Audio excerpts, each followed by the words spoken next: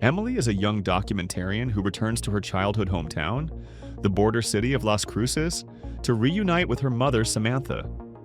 Samantha had been an addict, and when Emily was 13, the girl was taken away from her. Emily never forgave her mother for the childhood that was stolen from her. Time has passed, Samantha has gotten clean, and Emily is ready to look her in the eye again, but not without purpose. She brings along a cameraman, Danny, who will turn her trip home into a documentary film. In Our Blood is one of those movies you'll likely see pop up in films with surprise endings lists years from now. Maybe not in the top spots, but often enough that you'll want to approach any discussion of it carefully to avoid spoilers. There's only one twist here, but the chances of running into it by accident are high. And to be fair, In Our Blood isn't defined solely by that twist. The filmmakers weave together several popular modern trends, creating something that feels distinct and maybe even genuinely new. The film's director, Pedro Kos, is a newcomer, not just to horror, but to narrative filmmaking in general. His primary background is documentary work, and an accomplished one at that. He even has an Oscar nomination for the short documentary Lead Me Home, about homelessness. The fact that he directed In Our Blood is no coincidence.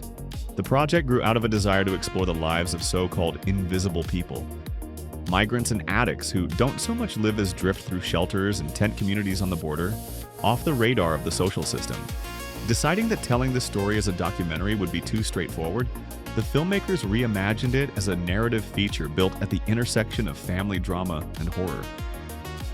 Even so, a significant portion of In Our Blood remains an honest, attentive look at these people's lives from the outside. And Pedro Kos, with his background, turned out to be the perfect choice to direct it. The found footage approach gives the film its documentary feel. But since the person behind the camera is not some random amateur but a professional cinematographer gathering material for a documentary, the film almost never drifts into messy, chaotic shots. Instead, the imagery is cohesive and deliberate, suffused with the atmosphere of a small border town.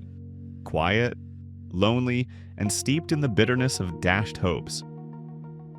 Interestingly, the film maintains this documentary mode for over an hour, only switching into full horror in its climax, sudden, sharp, and resonant. It's one of those reversals that's nearly perfectly constructed.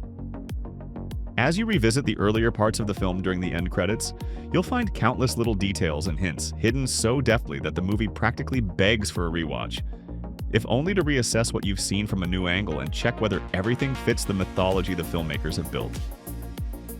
That alone is a very good sign. The lead role is played by Brittany, whom many viewers remember from the first season of The White Lotus, where she played the friend of Sydney Sweeney's character.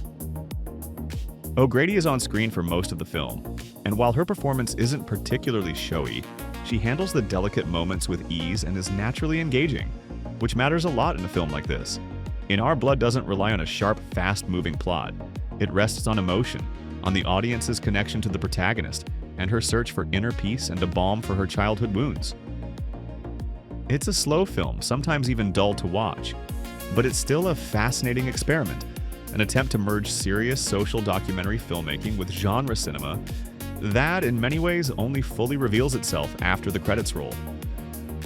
In Our Blood leaves behind a faint emotional resonance that lingers for a long time, and that means the filmmakers did something right.